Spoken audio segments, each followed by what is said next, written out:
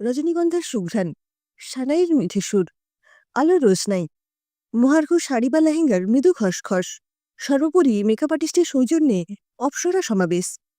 অপরপক্ষও পিছিয়ে নেই, রঙিন ধুতি, শেরওয়ানি, কেউ বা হাল ফ্যাশনের ওয়েস্টার্নে বিপরীত লিঙ্গের দৃষ্টি আকর্ষণের প্রয়াসে তৎপর। রং বেরঙের পোশাকে বাচ্চাদের হুল্লোড়ে বিয়েবাড়ির চালচিত্র সুস্পষ্ট। লাল ভেলভেট মোড়া সিংহাসনে রাজেন্দ্রনীর মতো বসে রয়েছে আজকের অনুষ্ঠানের মূল আকর্ষণ নবপরিণীতা রজনী। পাশেই আছেন শাশুড়ি মা নীরা। নিমন্ত্রিত অতিথি উপাগতদের সাথে পরিচয় করিয়ে দিচ্ছেন তার নতুন বৌমার। ম্যাজেন্টা কালারের বেনারসিতে আর সাবেকি গয়নায় রজনী আজ অনন্যা। নতুন বইয়ের কেউ প্রশংসা করলেই আপ্লুত হয়ে যাচ্ছেন নীরা। আজ তার পরম আনন্দের দিন। একমাত্র ছেলে শুভজ্যোতির জন্য নিজে পছন্দ করে বউ এনেছেন। পুত্রবধূ নির্বাচনে শুভ কিংবা ওর বাবা সৌমেনবাবু বিন্দুমাত্র নাক গলাননি। রজনীর সামনে দিয়ে শুভর বারে বারে আনাগোনা দেখে মুখ টিপে হাসছেন নীরা। রজনী বা শুভ দুজনেই বিয়েটা রেজিস্ট্রেশনে সীমাবদ্ধ রাখতে চেয়েছিল। নীরা জেদাজেদিতেই ছোট করেই রিসেপশনের আয়োজন। কেবল অতি ঘনিষ্ঠ আত্মীয় স্বজন, বন্ধুবান্ধব আর কয়েকজন প্রতিবেশী। লাল বেনারসিতে তীব্র আপত্তি ছিল রজনীর। নীরা যেন অন্তর্যামী। আশীর্বাদী তত্ত্বে ম্যাজেন্টা কালারের বেনারসি দেখে তাই মনে হয়েছিল বিস্মিত রজনীর। গভীর রাতে জন্মেছিল বলে মা নাম রেখেছিলেন রজনী। ছোটবেলায় মা খোয়ানো রজনী নীরার মাঝেই মাকে খুঁজে পেয়েছে। মাতৃস্নেহে বেঁধেছেন নীরা ওকে। দেখতে গিয়ে বলেছিলেন, আমি ছেলের বউ নয়, মেয়ে নিতে এসেছি। নীরার বান্ধবী মলিনার দিদির মেয়ে রজনী। ছোটবেলায় দেখেছেন দু একবার মলিনার বাড়িতে। মিষ্টি শান্ত স্বভাবের মেয়েটিকে ভালো লেগেছিল তখনই। তারপর কত ঝড়ঝঞ্ঝা পেরিয়ে আজ স্বপ্নপূরণ। সেলফোনে টুক করে সময়টা দেখে নিলেন নীরা। 11:30 বেজে গেছে। লাস্ট ব্যাচেরও আইসক্রিম পর্ব চলছে। যাক, ভালোই ভালোই সব মিটল। সুস্থির নিঃশ্বাস ফেললেন নীরা। রজনীর মনে হচ্ছিল সব স্বপ্ন। এত সুখ সইবে তো ওর কপালে। যখন ওর বয়স মাত্র 11, মরণব্যাধি ক্যান্সার কেড়ে নিল ওর মাকে। সেই থেকে বাপি ওর সব। ওর অযত্ন হবে ভেবে বাপি নিজের জন্য কিচ্ছু ভাবেনি। মেয়ের দায়িত্ব কাউকে দিতে ভরসা পাননি। মেয়েকে একাই মানুষ করেছেন। বাপি একমাত্র ছেলে। দাদু ঠাকুমাও পৃথিবী ছেড়েছেন অনেকদিন। আত্মীয় স্বজন বলতে তেমন কেউ ছিল না, একমাত্র ছোট মাসি ছাড়া। মলিনা নিয়মিত খোঁজখবর রাখতেন মা মরা বঞ্চির।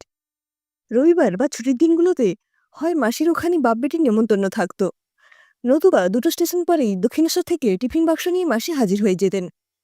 মাসির একটি ছেলে, পুবলু, ক্লাস 9-এ পড়ে। ভারী মিষ্টি স্বভাবের ছেলে। রজনীর খুব বাধ্য। চিন্তায় ছেদ পড়ে খুঁড়তুতো ননদ মিত্রার কথায়। কি এত ভাবছ বৌমণি? দাদা ভাইয়ের কথা? সে বেচারা অপেক্ষা করতে করতে কটা সিগারেট পোড়ালো কে জানে। বৌমণি, দাদা ভাইয়ের এই বদভ্যেস ছাড়ানো কিন্তু তোমার দায়িত্ব। এবার চলো, তোমাকে তোমার ঘরে পৌঁছে তবে আমার ছুটি। বড়মা আজ থেকে যেতে বলেছে। মোটে 2 মাস হলো বিয়ে হয়েছে, বর ছেড়ে থাকা যায় বলো? ওর বলার ভঙ্গিতে হেসে ফেলে রজনী। মিত্রা আবার বলে, কাল সকালে চলে আসবো তোমাদের খবর নিতে। রজনীকে ঘরে পৌঁছে বাইরে দিয়ে দরজা বন্ধ করে হাসতে হাসতে চলে যায় মিত্রা। ফুলসজ্জার খাট, রজনীগন্ধা আর রকমারি অর্কিডে সুন্দর করে সাজানো। শুভ ঠোঁটে জ্বলন্ত সিগারেট। মায়াবী ফুলের গন্ধে, নিকোটিনের বিমায়ন গন্ধে গা গুলিয়ে ওঠে রজনীর। ব্যাপারটা অনুমান করেই সিগারেট ফেলে দেয় শুভ। ঘর লাগোয়া বাগানের দিকে জানলা খুলে দেয়। কামিনী ফুলের মিঠে গন্ধ মিশে রজনীগন্ধার সাথে। শুভ এগিয়ে এসে হাত ধরে বসায় ওকে বিছানায়। রজনীর গলাটা শুকিয়ে আসে অজানা আশঙ্কায়। হৃদস্পন্দনের গতি বেড়ে যায়। এই প্রথম পরিপূর্ণ দৃষ্টিতে ও দেখে শুভকে। সুদর্শন, স্মার্ট, ঝকঝকে যুবক মুগ্ধ দৃষ্টিতে অপলকে দেখছে ওকে। সুশোভনের দৃষ্টিতে কখনো মুগ্ধতা দেখেনি রজনী, বরং একরাশ তাচ্ছিল্য আর অবজ্ঞা ছিল। 6 মাসের দাম্পত্যে ভালোবাসা তো দূর, মানবিক সম্পর্কও তৈরি হয়নি। রজনী তখন গ্র্যাজুয়েশন সদ্য কমপ্লিট করেছে। বাবার কলিগ সুব্রত কাকু সম্বন্ধটা আনলেন। পাত্র সুশোভন সেনগুপ্ত, ইলেকট্রিক্যাল ইঞ্জিনিয়ার, একমাত্র ছেলে, বহুজাতিক কোম্পানিতে উচ্চপদে কর্মরত। লেকটাউনে নিজস্ব 3 তলা বাড়ি। ছেলের বাবা সত্যেন সেনগুপ্ত রিটায়ার্ড সরকারি অফিসার। মা মঞ্জুলা সমাজসেবিকা। নির্ঝঞ্ঝাট ছিমছাম পরিবার, পাল্টি ঘর। বাপি আপত্তি করার কারণ খুঁজে পেলেন না। ছোট মাসি মেশেও সানন্দেই সম্মতি দিলেন। সস্ত্রীক সত্যেনবাবু ওকে দেখে পছন্দ করে গেলেন। এরপর সুশোভন এলো বন্ধুবান্ধব নিয়ে। দেখতে এসে ও সস্তা জটিল রসিকতা ভালো না লাগলেও মেনে নিয়েছিল রজনী। ভুল হয়েছিল সেখানেই। তাড়াহুড়ো করে হয়ে গেল বিয়েটা। বন্ধু-বান্ধবী পরিবৃত সুশোভন বিয়ের আসরেই চূড়ান্ত অশোভন আচরণ করেছিল। চোখের জল মুছতে মুছতেই অলোকবাবু ভাবছিলেন, ভালো করতে গিয়ে মামনির ক্ষতি করে ফেললাম না তো? তার আশঙ্কা যে অমূলক নয় দ্রুতই প্রমাণ হলো। স্বপ্নভঙ্গের শুরুটা হলো ফুলশয্যার রাতে। নামি হোটেলের ব্যাংকোয়েট হলে রিসেপশন পার্টি ছিল। হাজারখানেক নিমন্ত্রিত। অনুষ্ঠান মিটতে মিটতে বেশ রাত হয়ে গিয়েছিল। তারপর বাড়ি ফিরে ফ্রেশ হয়ে বাপের বাড়ি থেকে পাঠানো দত্তের লাল বেনারসি ফুলের সাজে সেজে ও তখন অপেক্ষায় সুশোভনের। প্রায় শেষ রাতেই ঘরে এলো ও। প্রথমেই বকুনি, এসব জবরজং সেজে আছো কেন? খোলো এসব। হতবাক রজনী ধাতস্থ হওয়ার আগেই আবার ধমক, এত রোগা কেন? বাবা ভালো করে খেতে দিত না? শরীরে তো কিচ্ছু নেই। অশালীন ইঙ্গিত করে বলেছিল সুশোভন। ও বরাবর ছিপছিপে গড়নের, সে কারণে এতদিন সব জায়গায় প্রশংসাই পেয়ে এসেছে। সেই ফিগার নিয়েও চূড়ান্ত অপমানিত হতে হলো। ওর মধ্যবিত্ত পরিবারের সাথে সুশোভনদের স্ট্যাটাসের বৈষম্য নিয়েও বিস্তর কথা শোনালো। কেবল শোনালো না দুটো ভালোবাসার কথা, যার প্রতীক্ষায় ছিল রজনী তৃষিত হৃদয়। সেই শুরু। তারপর কারণে অকারণে ওকে অপদস্থ করা অভ্যেস হয়ে গেল সুশোভনের। শ্বশুর শাশুড়ি নিজেদের নিয়েই ব্যস্ত। ছেলে বউয়ের সমস্যা নিয়ে তারা বিন্দুমাত্র মাথা ঘামাতেন না। 6 মাস ছিল রজনী ও বাড়িতে।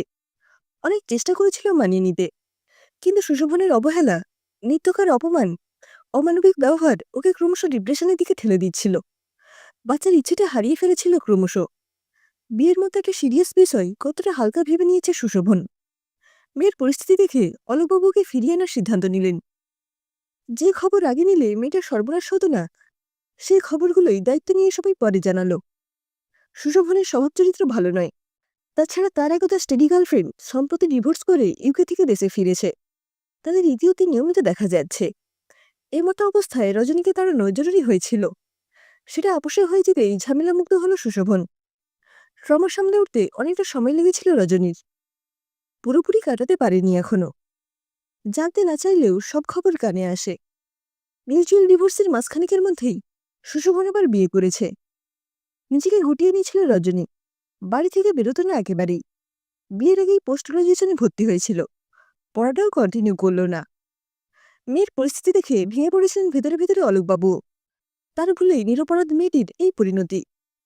এইসব ভাবনেই কাল হলো। কার্ডিয়াক প্রবলেম বাড়াবাড়ি পর্যায়ে পৌঁছতে নার্সিংহোমে থেকে আসতে হলো কদিন। এরপর আর রিস্ক নিতে চাইলেন না তিনি। তার কিছু হয়ে গেলে মেয়ের কি হবে? এমন সময় ছোট মাসি এই সম্বন্ধটা নিয়ে এলেন। ছোট মাসির বাড়িতেই রজনীকে দেখে খুব পছন্দ হয়েছে নীরার, তার একমাত্র ছেলে শুভর জন্য। নীরাকে ওর সব ঘটনা খুলে বলেছিলেন মলিনা। ছোট থেকেই চেনে মলিনা শুভকে। তবুও খোঁজখবর নিয়ে নিশ্চিন্ত হয়ে তবে এগিয়েছে।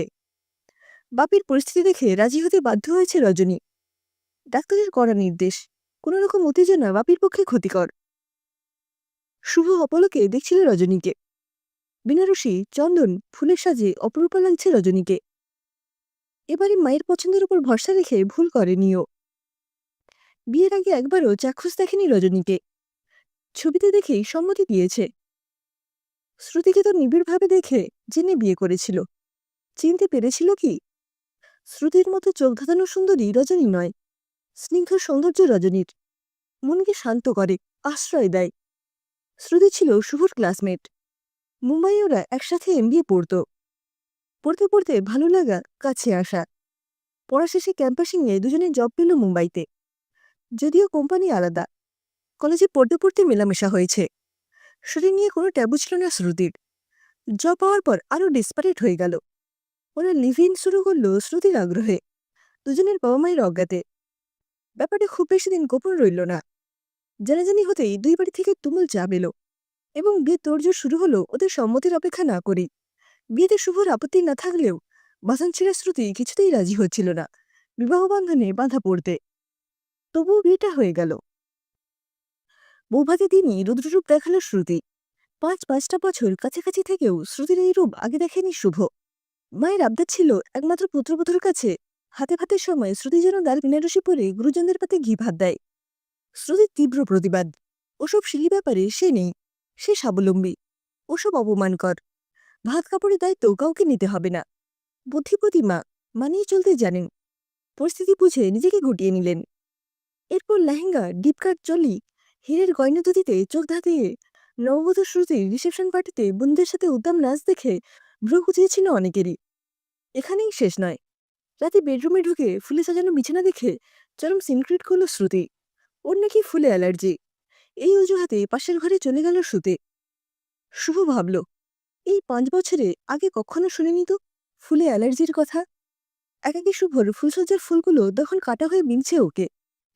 এতদিন একসাথে থেকেও ও বুঝল না শ্রুতিকে, কিংবা ওকে বুঝল না শ্রুতি। শেষ পর্যন্ত আরো বছরখানেক একসাথে থেকেও সমস্যার সমাধান তো দূর, বরং বেড়ে গেল। যখন যার সাথে খুশি বেরিয়ে যাচ্ছে, যখন খুশি ফিরছে। স্বামী তো ফলাবার চেষ্টা করেনি শুভ, বন্ধু হয়েই থাকতে চেয়েছিল। তাও পারল কই। শ্রুতি বেগবতী নদী, কোনো বাধা নেই, ওকে বাঁধা যাবে না বুঝে আগল খুলে দিল শুভ। জব ছেড়ে চলে এলো কলকাতায়। নতুন জব জয়েন করেছে কিছুদিন আগেই। তারপর মা বিয়ের জন্য উঠে পড়ে লেগেছে। বিয়ের শব্দটা ওর কাছে আতঙ্কের কারণ হয়ে গিয়েছিল। তবুও শেষে মায়ের চোখের জলের কাছে হার মানতে হলো। মাকে তো কেবল দুঃখ দিয়েছে। মা যদি এতেই খুশি হয় তো মন্দ কি। বাবাও চাইছিলেন ছেলে সেটেল হোক। এই মেয়েটিও ওরই মতো বঞ্চনার শিকার। কিছু ভুল সিদ্ধান্ত, ভুল সম্পর্ক ওদের স্বাভাবিক জীবন বিপর্যস্ত করে দিয়েছে। এবার নতুন করে শুরু করার পালা। শুভ হাত রাখে রজনীর হাতে। মেয়েটা দু চোখে ভরসার আরতি। ওকে বুকে টেনে নেয় শুভ। ওর চোখে অপার মুগ্ধতা। পুরুষের এ দৃষ্টি চেনে মেয়েরা। নারী শরীর নয়। ওর খোঁজ নারী হৃদয়ে অফুরন্ত ভালোবাসা, নির্ভরতা আর পারস্পরিক আস্থার। শুভর ভালোবাসার কাছে নিজেকে নিশ্চিন্তে সমর্পণ করে রজনী। খোলা জানলায় চাঁদের আলো তখন উপচে পড়ছে ওদের সুখের ঘরে।